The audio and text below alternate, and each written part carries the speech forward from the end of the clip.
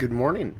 If you're seeing this, this is a surprise live stream video. I didn't tell many people that I was planning on doing this, but it felt appropriate. This being the 4th of July, Independence Day. Happy birthday to America. This is our 249th birthday.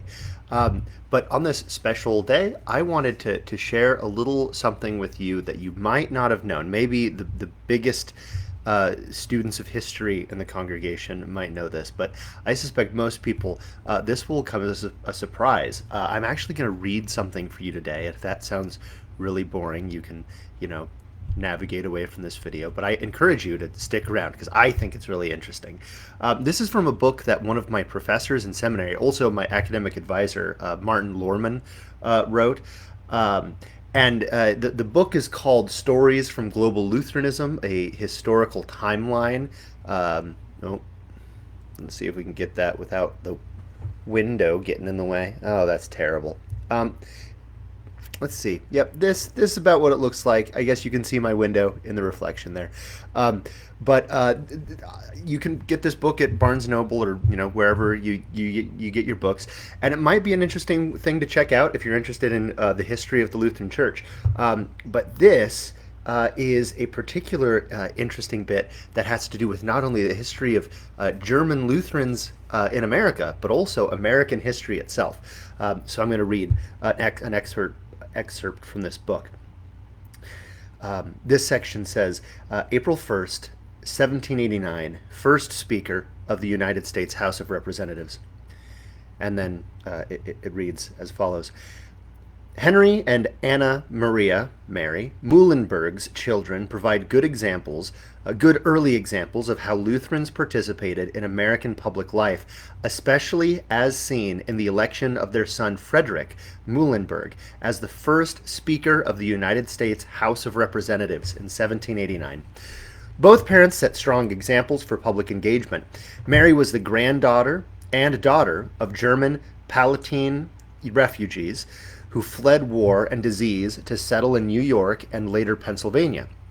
Mary's father, Conrad Weiser Jr., became a prominent leader among Pennsylvanian Germans and held key roles in colonial Pennsylvania, serving for many years as Pennsylvania's emissary to the Six Nations of the Iroquois Confederacy.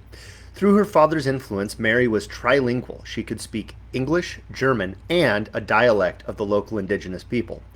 She also inherited land that she kept separate from her joint accounts with Henry, which was an essential financial asset after Henry died in 1787. As people strongly defined by recent experiences of immigration, Henry and Mary Muhlenberg became important community figures. It was not always clear to the Muhlenberg parents that their children might value public service in the same way. In letters to his patrons in London and Halle, Henry asked in 1759 if his two oldest boys, Johann Peter and Frederick August, commonly known as Peter and Frederick respectively, might study in Halle. Candidly expressing his thoughts on parenting, education, and morality in colonial Pennsylvania, Muhlenberg worried that this setting was having a negative effect on their character. And here the text quotes Muhlenberg. This is a letter he wrote. Once more I need to submit most humbly a request concerning my children, and to ask you for your fatherly advice and response. My eldest boy, Johann Peter, is now in his 13th year. He has a lively temperament and the potential to become either a harmful or a useful member of human society, depending on his education. The second, Frederick August, is in his 10th year. He is calm, steady, and sincere. The English academies and schools here teach too little about practical Christianity. In fact, they do not even teach respectable discipline. I do not have the means to have them raised by other people. I am rarely at home and cannot raise them myself, nor can their mother. It is likely that they will grow wild to their own detriment and as an offense to my office. I do not care whether they become farmers or craftsmen, just as long as they are raised in accordance with the purpose of creation and salvation and will be saved as Christians. I would consider it a special act of mercy if they would be allowed to stay in the Blessed Orphanage in Halle, or remain under a Christian regimen for just a few years, so that they could be grounded and confirmed in true Christianity and then apprenticed to honest craftsmen. I would rather save my poor mite than spend it on food if only my two children could enjoy care for their temporal and eternal well-being for a while there. And there ends the quote from Henry. In 1763, Peter Frederick and younger brother Gotthilf Heinrich Henry left Philadelphia to study in Europe. As feared, Peter followed his wilder side. He abandoned his apprenticeship to become a soldier and returned to America sometime later with a British regiment. Frederick and Henry studied in Halle, but returned in 1770 without having made much of an impression on their European patrons. Despite these inauspicious beginnings, all three brothers soon became capable pastors. Frederick and Henry were ordained by the Ministerium of Pennsylvania, while Peter went to London to receive an Anglican ordination in order to serve an English-speaking Lutheran congregation in Woodstock, Virginia. Two of their sisters, Margaret, Peggy, and Eve, married other Lutheran pastors, Johann Christopher Kunze and Christopher Schulze, respectively. Another sister, Maria Catherine, married a sheriff. Youngest sister, Maria Salome, Sally, married Matthias Richards, a businessman and a judge. Heavily involved in the life of public ministry, the Muhlenberg family members continued to take a variety of leadership roles in their communities. Such public service moved beyond church work when the American Revolutionary War broke out in 1775. Peter enlisted in early 1776. He became a brigadier general in the Continental Army and fought in the Battle of Valley Forge, not far from his parents' home, and later the decisive Battle of Yorktown. Frederick was also called into public service after being nominated and elected to the Continental Congress in 1779. From this point onward, the two oldest Muhlenbergs left ministry and worked in state and national politics. At the opening meeting of Congress that took place under the new Constitution in 1789, Frederick Muhlenberg was elected the nation's first Speaker of the House of Representatives. Peter also served in that first Congress as a representative from Pennsylvania. Brother Henry continued in the ministry, serving Holy Trinity Lutheran Church in Lancaster, Pennsylvania, while becoming an accomplished botanist and the first president of Franklin College, now Franklin and Marshall College. Due to gender norms of the time, we do not know much about the gifts that the Muhlenberg sisters might have had for public service, but as mentioned above, each one's husband held leadership roles in church and society.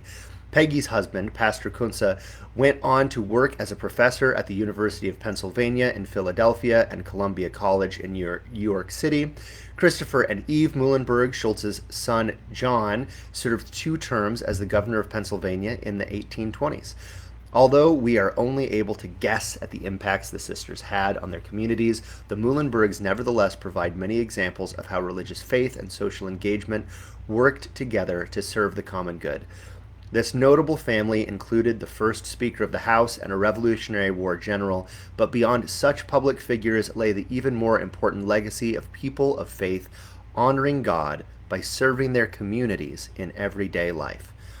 This includes the women in the family whose work and witness certainly affected people far beyond the scant public record that we have today. In short, the Muhlenberg family presents a unique glimpse of the strong legacy of public leadership that Lutherans have shown in the past and can continue to provide. That's the end of the section that I wanted to read from, and I just briefly want to say there's obviously a few things that are interesting about it. It's a little funny to imagine this poor dad, Henry Muhlenberg, desperately trying to find a good way to raise his kids and ending up sending them back to Europe for a time to apprentice, and then they don't even really do a good job of that. But then they end up becoming a brigadier general in the Revolutionary Army and the first Speaker of the House. It really is incredible. People might not have thought they would have amounted to much, but they became great leaders. As was said in the text, this is part of the Lutheran legacy. We honor God by serving our neighbors and engaging with our community in real and important ways. I hope we can carry on that legacy. If you'd like to know more or read more, again, I do recommend looking up this book, Stories from Global Lutheranism, A Historical Timeline by Martin Lorman. Um, as you can tell, though Martin Lorman is a professor and he can speak academic jargon with the best of them. He also writes in a way that's very accessible. So I would encourage anyone who's interested in learning more about the history of Lutheranism over the past 500 years to check out this book. I hope everyone has a very safe and happy 4th of July. Happy birthday to America. Let's all again, be safe out there. Please, no injuries. And hopefully, I'll see you all in church on Sunday.